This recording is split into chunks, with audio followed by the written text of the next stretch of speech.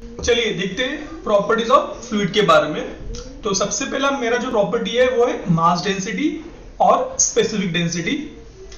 Mass density क्या होता है और स्पेसिफिक डेंसिटी दोनों जो एक कॉमन टर्म होता है। ओके, तो अगर एग्जाम में पूछते हैं मास डेंसिटी और स्पेसिफिक मास तो दोनों क्या होगा, सेम होगा। तो मास डेंसिटी क्या है, it is the mass per unit volume of the fluid. क्या है ये, mass per unit volume of the fluid. तो यहाँ पे देखिए से एग्जांपल आपने क्या लिया है, ग्लास लिया, ग्लास में पानी डाला, पानी का अगर उसका जो वेट आता है मास वो है अपना m और उसका जो वॉल्यूम आया वो v आया। अगर मैंने वॉल्यूम को केजी में लिया और वॉल्यूम को मीटर क्यूब में लिया और दोनों को डिवाइड किया तो मुझे मिलेगा डेंसिटी। तो मास अपॉन वॉल्यूम ये हो जाएगा मुझे डेंसिटी। अगर मास को मैं केजी बोलता हूं और वॉल्यूम को मैं मीटर क्यूब बोलता हूं तो इसका यूनिट होता है केजी पर मीटर क्यूब। देखिए rho is equal to mass upon volume, mass m में वॉल्यूम v में। उसी तरह अगर मैं बोल रहा हूँ मास फ्लो रेट हो रहा है, मतलब केजी पर सेकेंड, क्या बोला मैंने, केजी पर सेकेंड, ये डे लिखा है m डॉट। m डॉट का मतलब होता है केजी पर सेकेंड। क्या होता है वो, केजी पर सेकेंड। देखिए यहाँ पे लिखा है m dot KG per second और v डॉट क्या होगा, metre cube per second, that is volume flow rate. Okay, तो क्या होगा यूनिट इसका, सेकेंड और सेकेंड कट हो जाएगा, मतलब kg per second divide by metre cube per second, क्या हो जाएगा, यूनिट आएगा मेरा केजी पर मीटर क्यूब। क्या आएगा यूनिट मेरा, केजी पर मीटर क्यूब। उसी तरह वॉल्यूम फ्लो रेट क्या होता है, it is similar to the discharge. तो क्या हो जाएगा, अगर किसी ने बोला डेंसिटी क्या होता है तो हम लोग बोल सकते हैं density is equal to mass flow rate divide by the discharge. Mass flow rate divide by the discharge also called as a density और specific density और specific mass, इसको हम लोग बोलते हैं। Now अभी देखिए, with the increase in temperature volume of the fluid increases। जैसे ही टेम्परेचर बढ़ता है क्या होगा, वॉल्यूम बढ़ता है। अगर वॉल्यूम बढ़ता है तो क्या होगा, डेंसिटी जो है वो इनवर्सली प्रोपोर्शनल है वॉल्यूम ऑफ द फ्लूइड के। जैसे ही टेम्परेचर बढ़ता है, वॉल्यूम बढ़ता है तो क्या होगा, डेंसिटी कम हो जाएगा। उसी केस में फ्लूइड में अगर प्रेशर बढ़ता है तो क्या होता है, वॉल्यूम कम होता है। वॉल्यूम कम होगा तो क्या होगा, आपका डेंसिटी बढ़ जाएगा। तो ये होता है इसका significant over the temperature and the pressure. हमारा नेक्स्ट स्टेप है हमारे पास वेट डेंसिटी। देखते हैं वेट डेंसिटी क्या है। वेट डेंसिटी और स्पेसिफिक वेट, वेट डेंसिटी बोलिए या फिर उसको बोलिए स्पेसिफिक वेट। हम लोग इसको डिनोट करते हैं बाय रो से। हम लोग डेंसिटी को डिनोट करते हैं बाय ग्यामा।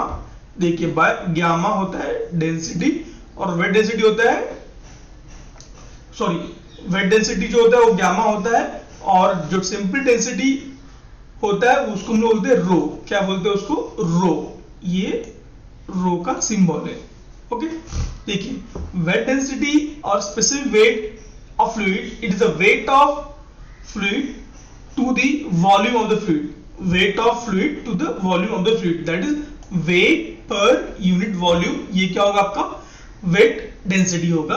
और वेट डेंसिटी को हम लोग डिनोट करते हैं by gamma, by the term gamma. तो वेट डिवाइडेड वॉल्यूम, वेट होता है mass into gravitational acceleration, mass into gravitational acceleration divide by v volume. हमको पता है वेट क्या होता है यूनिट, न्यूटन में, वॉल्यूम पर मीटर क्यूब में। तो ये होगा इसका यूनिट किसका, वेट डेंसिटी का। Now relation between the weight density and the mass density। देखिए गामा क्या हो गया, गामा इज इक्वल टू क्या होता है, m into g divide by v. But हमको पता है कि m डिवाइडेड बाई v, देखिए m डिवाइडेड बाय v क्या होता है, वो होता है रो। क्या होता है वो, रो। बचा क्या यहाँ पे, g। तो ये हो गया g। तो रिलेशन क्या हो गया, gamma is equal to rho into g. Gamma is equal to rho into g, ये आपका यूनिट हो गया। ओके, सेम यहाँ भी क्या होगा, with the increase in temperature volume increases and the specific wait decreases. Same with the increase in pressure volume क्या होगा, वॉल्यूम कम हो जाएगा। वॉल्यूम कम हो तो क्या होगा, हेंस स्पेसिफिक वेट इंक्रीजेस। ये इसका टर्म होता है।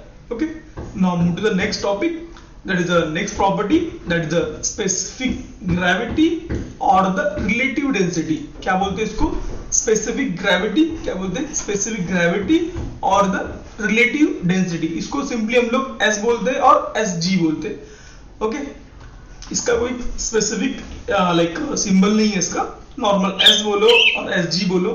देखिए क्या होता है, ये होता है density of oil divided by density of standard fluid, that is water.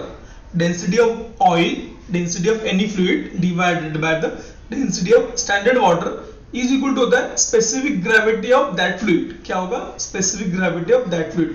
Again बोलता हूं मैं, अगर मुझे स्पेसिफिक ग्रेविटी फाइंड करना है किसी भी फ्लूइड का, तो होता है density of that fluid divide by the density of a standard fluid, that is a water. हम लोग वाटर को कंसीडर करते हैं एज अ स्टैंडर्ड फ्लूइड की तरह। तो density of oil is equal to density of oil, sorry specific gravity of oil is equal to density of oil divided by the density of the water. Again बोलता हूं, specific gravity of the oil is equal to density of the oil divided by the density of the water. तो ये क्या होता है, it is a ratio of specific weight, it is a specific weight of fluid to the specific weight of the standard fluid. In short में क्या होगा, S जो है स्पेसिफिक ग्रेविटी क्या होगा, specific gravity is equal to weight density of the fluid to the weight density of the standard fluid, और in simple term density of the fluid divided by the density of the water. Okay, say example beaker लिया, beaker में oil डाला, ऊपर और नीचे water रखा। Okay, तो oil क्या होता है, फ्लोट होता है over the surface of the water. ये क्या है, डेंसिटी डिवाइड बाय डेंसिटी क्या होगा, यूनिट नहीं रहेगा, तो ये इट्स अ डायमेंशनलेस क्वांटिटी। ये क्या है, डायमेंशनलेस क्वांटिटी है ये। ओके, हम लोग क्या करते हैं, in case of liquid water at 4 degree is considered as a standard liquid. We have S equal to gamma divided by the gamma of the standard. उसी तरह गामा क्या होता है, rho into g, as we know the relation हमको पता है, gamma क्या होता है, रो इंटू जी होता है, तो rho into g divide by rho of standard into g, standard मतलब वाटर का, ये फॉर्मूला निकलता है। हमें पता है क्या, मास डेंसिटी जो होता है of standard fluid is 1000 kg पर मीटर क्यूब। क्या होता है वो, 1000 kg पर मीटर क्यूब हमारा स्टैंडर्ड डेंसिटी होता है। Now move to the